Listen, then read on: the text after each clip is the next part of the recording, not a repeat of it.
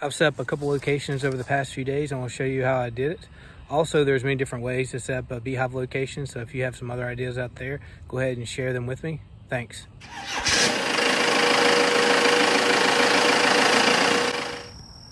How's it going, guys? Today I'm going to show you how I set up this real quick apiary. This is a very small location for right now. We're going to do 5 nukes. Right now there's no bees in it. I'm going to be installing 3 tonight.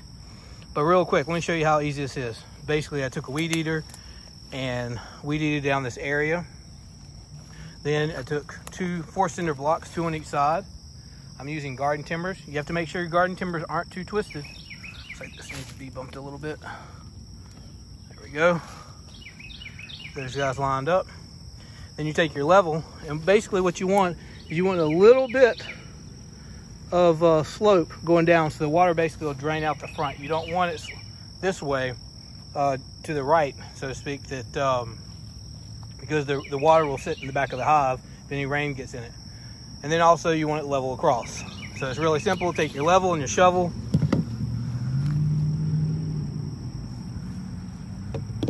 and work it out. So it's really just that simple. Right in there you have another cinder block with a feeder on it. What you're doing when you have nukes out here to get them set it up.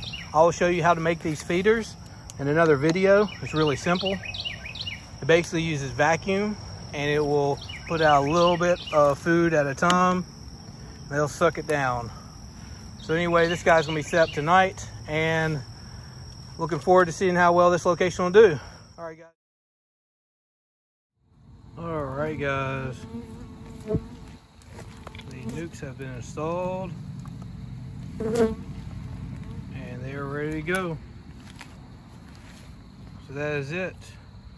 We'll have 5 here long term, but currently we have 3 nukes with Kona queens in there.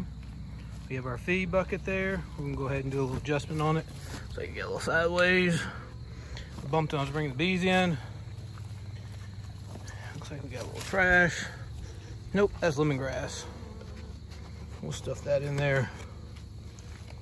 All right, so that's it. Now they're gonna start jumping on these blackberries tomorrow, where they can have some feed, whatever they need. Otherwise, those girls are set. Later, guys.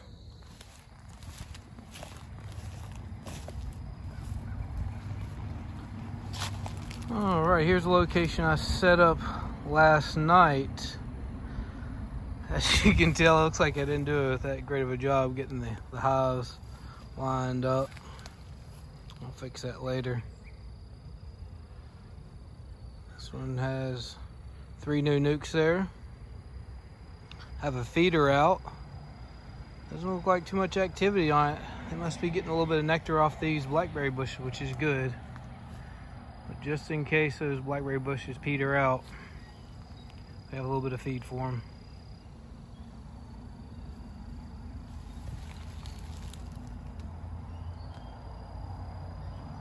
All right, guys, y'all have a good day. All right, good morning, guys. We're setting up another hive, different location. This is Mooringsport, right next to Caddo Lake. I'm gonna do something slightly different. I'm gonna put a little bit of tar paper down and see if that will help combat the hive beetles.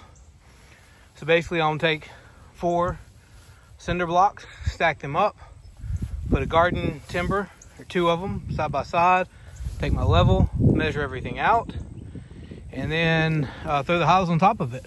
We should be ready to rock and roll. All right, well, I'll take some pictures, or I'll take some video along the way.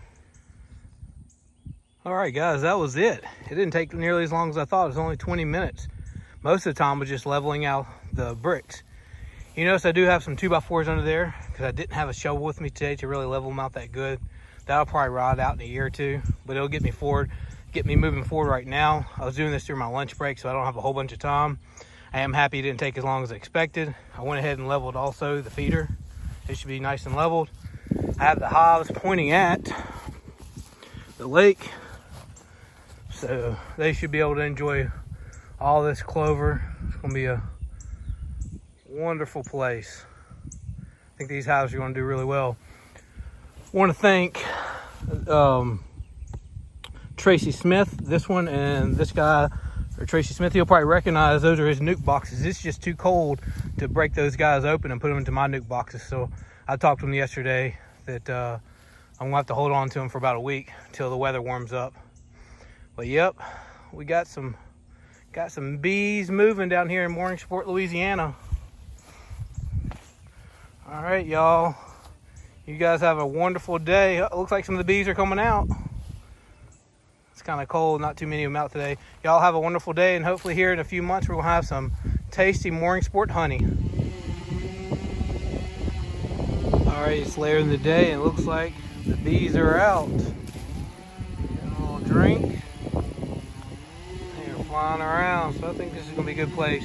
If you notice, the other location was too much shade. Here's our new location in full sun.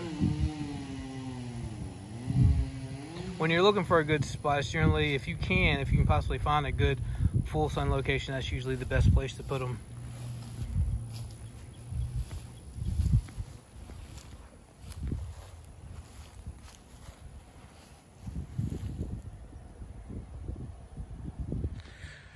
Now I have a few locations where I have the hives on the ground on pallets. I did that for the first few years and it's fine. I just don't like bending over. That's why I've lifted mine off the ground. Also, I feel like putting the hives in the sun is better for the hives, tries to keep the pests down. Also, it'll warm up the boxes earlier in the day and they'll come out and start foraging quicker. So those are a couple of tips when you're setting up your system.